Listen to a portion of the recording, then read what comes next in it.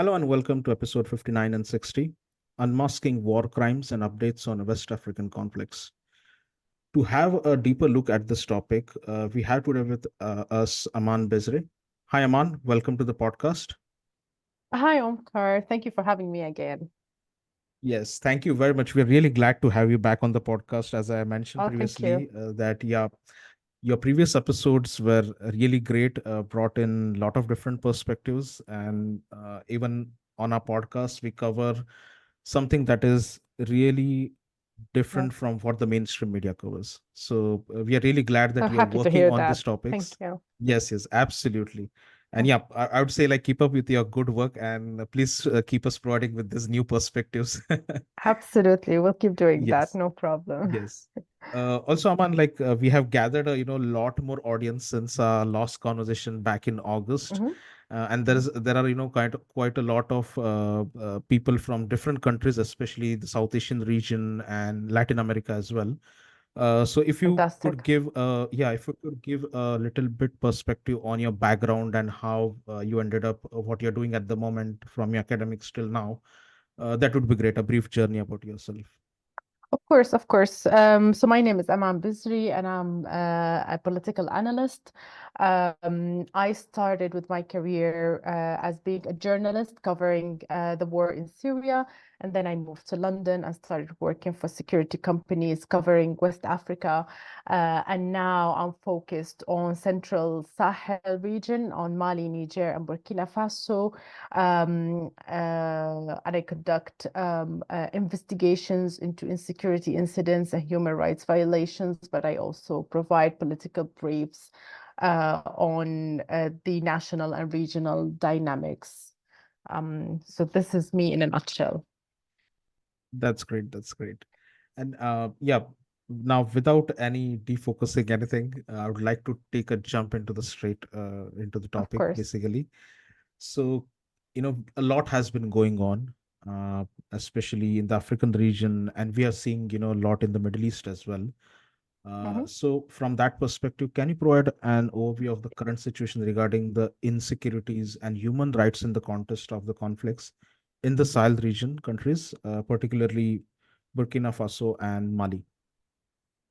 Of course, so indeed, a lot has been going on, but when it comes to the Sahel region, the security situation it keeps deteriorating daily, actually, especially with the involvement of Wagner Group in Mali, and now we have seen new deployment of the group in Burkina Faso. And this group is cooperating with the national armies and has been specifically in Mali and has been implicated in committing human rights abuses. However, like Wagner Group is not the sole entity accused of human rights violations in the region. So many state actors and non-state actors are involved in conducting attacks against civilians and accused of human rights violations. This includes also violent extremist organizations, so VEOs, such as Al-Qaeda linked group Jamaat Nusrat al-Islam wal-Muslimin, or JNIM, and also the Islamic State militants in the Sahel province called ISSP or ISGS. So many actors on the ground are being involved in human rights violations. The security situation keeps deteriorating because, following the withdrawal of French forces from the Sahel, there's been a surge of activity and spill over to other countries. So in short, the situation has been deteriorating, and there's like major destabilization to the region, to the Sahel region. Interesting. Uh, I mean, you mentioned about the state and the non-state actors. So can Mhm. you just give a little bit, kind of a brief overview of the non-state actors in general, which are Of primarily involved course. in this region? Of Yeah. course. So we have so many non-state actors on the ground, including self-defense groups or militias, some of which cooperate with the national armies and conduct operations along the armies and are accused of human rights violation. This is something that you can see in Mali and Burkina Faso in particular, where self-defense groups from certain ethnicities have been conducting CT operations, so counterterrorism operation alongside the national armies. We also have violent extremist organizations, namely JNM and ISGS, along with other affiliated groups such as Ansarul Islam Yes. in Burkina Faso. We also have the ex-rebels groups who are not directly involved in major human rights violation, but they are considered non-state actors, and Yes. they are active in northern Mali, provide some sort of governance, for example, conduct patrols, uh, provide services to the people, although they are not part of the state or part of the government.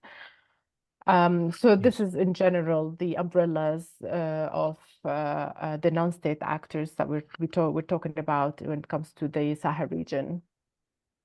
Interesting. And just a little bit step ahead on further implications and the factors. So, what are the key factors contributing to the ongoing terror issues in the Sahel region, and basically how do they impact the region's stability? Well, actually, in the Sahel region, there are so many factors that are exacerbating the security and humanitarian crisis and impacting also the region's stability. But to put it simply, there's been like a series of military coups that affected the region's stability. There's been the withdrawal of French forces, the deployment of Wagner Group, and obviously the escalating jihadi activities in the region. And all of this is contributing to the region's destabilization. And it's not just those factors, like the decisions that came out of these developments. So, for example, we now have new military leaders across the Central Sahel region who are making decisions that are changing the face of the region. So we now have Niger, Mali, and Burkina Faso withdrawing from the Economic Community of West African States, the ECOWAS, and forming a new alliance, which is called the Alliance of Sahel State, which is further destabilizing the region, but also creating a division between the Central Sahel states. So again, Niger, Burkina Faso, and Mali, and the other Western African nations, which is adding like more an additional layer of complications in the region. So this is in short the factors contributing to the destabilization of the region. Interesting. But Yeah. we have to I mean, just let me quickly add here, we have to bear in Yeah. mind that every country of Yes. those countries has its own specificity and national dynamics that is affecting its stability and security situation. So we have also to bear in mind that every country is different, sort of like, or it has its Yes. own specificity. So, for example, in Mali, we can see that the French and European forces withdrew by a request from the government, and we have the deployment of Wagner that is heavily involved actually in conducting city operations. We also have the annulment of the peace accord at the beginning of this year, which is contributing also to the rising violence between the ex-rebels and the authorities and or the military junta. So every country has its own national dynamics, to put it in that way. Interesting. And I mean, I can actually relate this region because I'm from South Asia originally, Mm. and I can actually relate this region little bit to Balochistan, which has been, kind of Of course, of course. yeah, which is in conflict. I mean, it's Yeah. really a economic powerhouse basically. But unfortunately, all three countries, I mean, India has been involved because of Iran, and then Iran and Pakistan actually share the border altogether. Mm. But unfortunately, neither of these countries have, worked out things very well. And I think the suffering population over there is the Balochi population. Uh, but No, no, of course. yeah, I'm aware of the yeah, dynamics there. yes, yes. So I think I can actually relate to the situation, especially. I mean, this is just a general perspective from human side, that the cost of scaling the economic powerhouse of your nation can lead to the value chain at the end of the day. Someone else is suffering on the other side of the value chain at the end. And I think Exactly. Africa in general has been extremely exploited in a very, that too, I would say, bad manner, not in a good way. Mhm. And I think it's time now that things change, at least by people realizing that this is not how things should go basically. Yeah. Exactly. And it's always the people who suffer, really. Yes, yes, absolutely. And yeah, just to take a step ahead into the topic, so how have peace accords in Mali unraveled, and what challenges do rebels pose in their promise to retake control? Um, so let me just give a bit of context here. So in Mali, the military junta has annulled the peace accord at the beginning of this year. And this is following an escalation in violence between the former rebels groups and the Malian military or FAMA, we can call them the FAMA, which the tension started in last August. But for a very long time, the ex-rebels have been expressing concerns over the lack of goodwill gestures from the Malian government since actually the signature of the peace signing since the signing of the peace accord, which happened in 2015. And from there, both sides have been requesting some revisions to certain articles of the argument, so to the agreement. So you can say that the peace accord was already fragile, and it was born with a deficiency in a way. So it wasn't like a consolidated peace accord that would have been durable for the country. But the reason why Mali or Malian authorities wanted to um, cancel the peace accord is because they've been actually in conflict with the ex-rebels since August last year, which defies the idea of the peace accord. And also the rebels themselves withdrew from the participation in the peace accord. So it was just like, so the annulment of the peace accord was just like announcing of the death of a patient that we already know he was dead in a way. I hope I'm making sense here. Yeah. So this is what happened, and now Mali is initiating its own peace process, which is called the Inter-Malian Dialogue.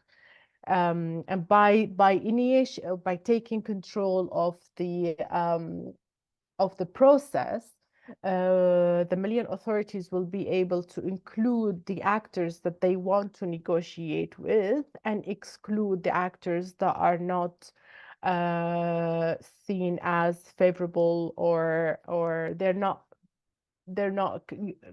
seen as partners for peace, such as the ex-rebels group, the Coordination for Azawad Movement, CMA. So this is where we're at now. We don't have a peace accord in Mali anymore. We have a new process, a national process, taken control or managed by the Malian authorities, and it's excluding key actors from northern Mali. Um, obviously we're all waiting to see what's going to come out of this process and how this will result in a peace. I think it's not going to result in a durable peace. Actually, a peace in Mali would not be feasible without the involvement of actors from northern Mali. Interesting. And I mean, just to kind of look at this issue again from the rebels group. So, can you elaborate on the role of rebel groups in Mali and their strategies in attempting to retake control after the end of the peace accords? So yeah, I mean, the rebels are all now based on, just let me give you a bit of context. Yes. In November last year, FAMA, the Malian Armed Forces, entered Kidal, which is a region in northern Mali, controlled by the ex-rebels or the rebels, and they had to withdraw from their locations to the border of Algeria, to some locations in border of Algeria, uh, and mountain areas. So they withdrew from their location and they allowed FAMA to enter the region that is historically been connected to their governors or connected with them or associated with the governance of those rebels. And since then, we haven't seen any major resistance acts from the rebels. But we are seeing some political lobbying from on the side of these groups to sort of get the international support or regional support they need. But in terms of military action, we're not seeing any major resistance activity. And to be honest, their agenda is not clear at this point. Like I personally don't know what they plan to do, especially that they've lost the region that they historically have governed, which is the Kidal region. But let me add here on the side of the Malian armed forces, the Malian armed forces have continued with conducting operations against the groups in northern, against the rebels in northern Mali, but also communities associated with them. So they've been attacking Tuaregs, the Tuareg ethnic group. They've been attacking Arabs, Fulani, Songhai, actually to a lesser extent, but mainly Tuaregs and Arabs. So FAMA is continuing with its operations, and I think just in December last year, end of last year, they conducted an airstrike that killed a rebel leader.